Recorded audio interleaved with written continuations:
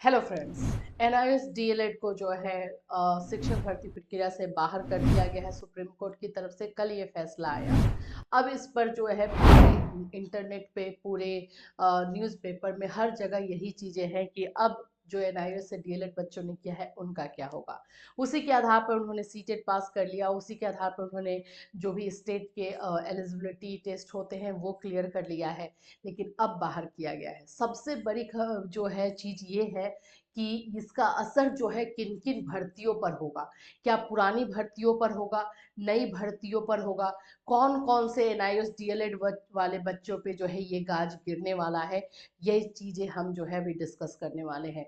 और रियली में बताएं तो बच्चे जो है अपना मार्कशीट हमें सेंड कर रहे हैं और बता रहे हैं कि मैम बताइए इसमें कहाँ पर जो है 18 महीने का कोर्स लिखा गया है। एक्चुअली में जो मार्कशीट दिया गया है उसमें भी सिर्फ डिप्लोमा लिखा गया। ये बात जो है सुप्रीम कोर्ट में उठाया गया था, लेकिन जो जस्टिस गवई थे उन्होंने बोला कि ये तो गलत है। फिर 18 महीने के कोर्स को भी आप डिप्लोमा बोल रहे हो, 24 महीने के कोर्स को भी आप डिप्लोमा बोल रहे हो, तो आप तो गलत दिखा रहे हो। फिर तो यहाँ पर नियमों के ऊपर जो है क्वेश्चन उठाया गया। ये बोला गया कि एनसीटी मिनिमम क्वालिफिकेशन बना सकती है, लेकिन इस तरह के नियम नहीं बना सकती है जो कि पूरी तरीके से गलत दिख रहा है। अब आइए बात करते हैं कि कौन कौन से भर्तियों पर जो है गाज गिरेगी। देखो, सीटेट की तैयारी कर रहे हो तो मॉक टेस्ट देना तो बहुत ही जरूरी है, जस्ट लाइक कंपलसरी है। तो मॉक टेस्ट के लिए हम लोग जो है इसी वीडियो में डिस्कस करेंगे आज कि आप किस तरह से मॉक टेस्ट दे सकते हो, फ्री में दे सकते हो। तो इसके लिए आपको सरकारी जॉब फाइंड टेस्ट जो है डाउनलोड करना पड़ेगा। हमने डाउनलोड किया है तो हम डायरेक्टली ओपन कर रहे हैं।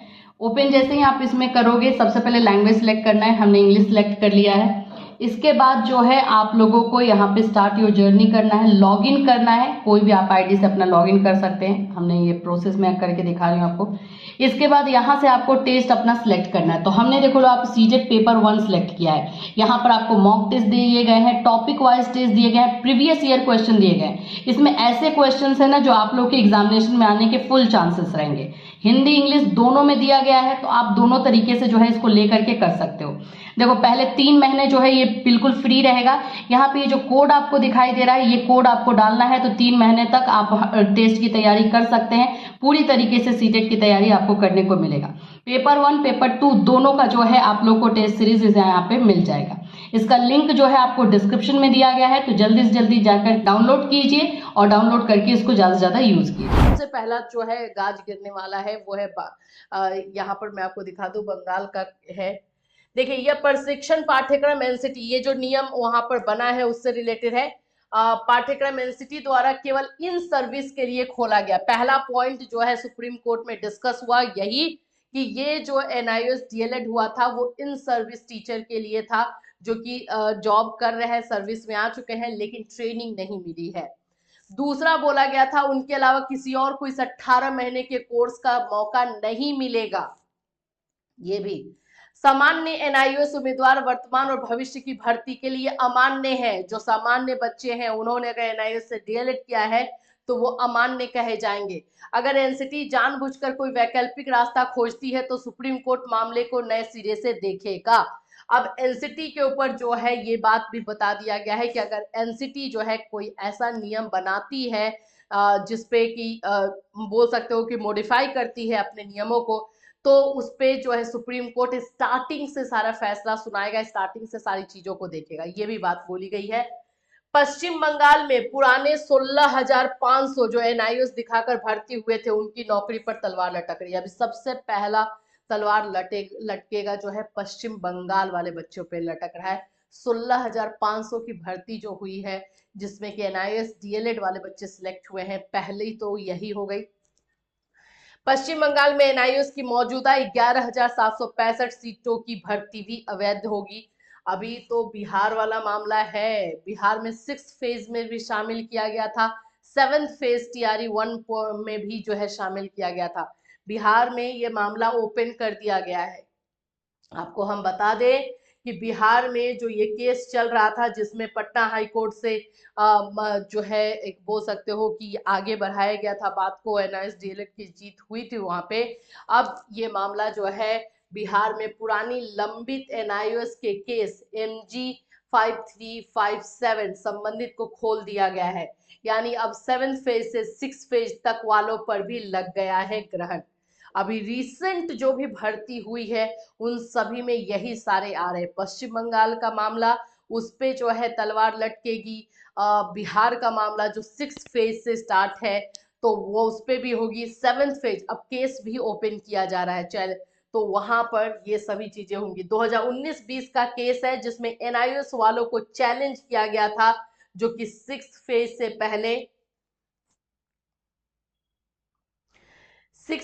से पहले का है, उसे ही रेगुलर डीएलएड वालों का ओपन किया गया। देखो केसेस जो ओपन किए जा रहे हैं बिहार में वो पहले वाले हैं, और ये 6 फेज में भी जो बच्चों का सिलेक्शन हुआ है उसके ऊपर जो है क्वेश्चन ये उठेगा। तो अभी जिस तरह से बीएड को 1 to 5 से बाहर किया गया था और मामला पूरी तरीके से गर्मा गया था, उसी तरह से एनआईएस डीएलएड को लेकर के है, और इस पे हमेशा से जो है कंफ्यूजन बना हुआ था। देखो ऐसे हम भी देख रहे थे तो ये नियम हमें थोड़ा अटपटा लग रहा था, लेकिन जो मेन वहां पे बॉडी है एनसीटी, जो ये मिनिमम क्वालिफिकेशन निर्धारित कर रही है, जब उसकी तरफ से ये सब चीजें आ गई तो बच्चे भी जो है एकदम निश्चिंत हो गए कि चलो हाँ ठीक है ये मानने ही होगा। लेकिन एनसीटी का तो यही है कि नियम बना देगी, लेकिन जहां पे अपनी बातों, अपने नियम को क्लेरिफाई करना होगा वहां पे वो चुप हो जाएगी।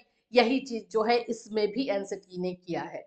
ये बच्चे को जो है, हर बच्चे को, जिन बच्चों ने एनआईएस डीएलएड किया है, जब वहां पे अपनी बातों को रखने का हुआ तो चुप। तो जाहिर सी बात है कि जो हमें मैथ्स दिखाई दे रहा है वो बिल्कुल गलत है। अब उसके लिए आप जो है एक वैकल्पिक रास्ता ढूंढिए। एनसीटी जो है इसके लिए ऐसा रास्ता निकाले जिससे कि जिन बच्चों ने भी एनआईएस से डीएलएड किया है वो लोगों को 6 मंथ्स का कोर्स करवा दो। 6 मंथ्स को लेकर के ही आप भरपाई कीजिए और नियम बनाइए जिससे ये बच्चों का फ्यूचर बर्बाद ना हो। इन चीजों पर ही जो है चीजें चल रही हैं। भर्तियां तो लटकेंगी अगर इस पे और कुछ नहीं हुआ। रिव्यू पिटिशन डाला जा रहा है। रिव्यू पिटिशन तभी काम आएगा जब एनसीटी जो है अपने नियमों में मॉडिफिकेशन करेगी, नियमों में चेंजेस करेगी। अगर नियमों में चेंज नहीं करेगी तो रिव्यू पिटिशन का कोई ज्यादा फायदा नहीं होने वाला है।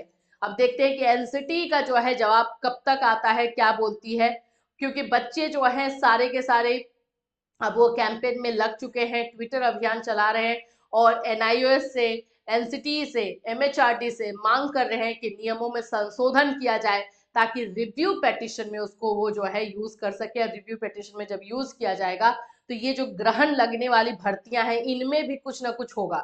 जो लोग अभी ज्वाइन कर चुके हैं और उन्होंने एनआईओएस डीएलएड के आधार पर किया है उनसे भी जो है कुछ ना कुछ करवा लिया जाएगा कोर्स। जो भी मेरे ख्याल से 6 महीने की भरपाई उनको करनी पड़ेगी, और 6 मंथ्स की भरपाई के लिए जो है या तो कोई कोर्स निकाले या उसको जो है कैसे वो मैनेज करती है वो एनसीटी को देखना पड़ेगा।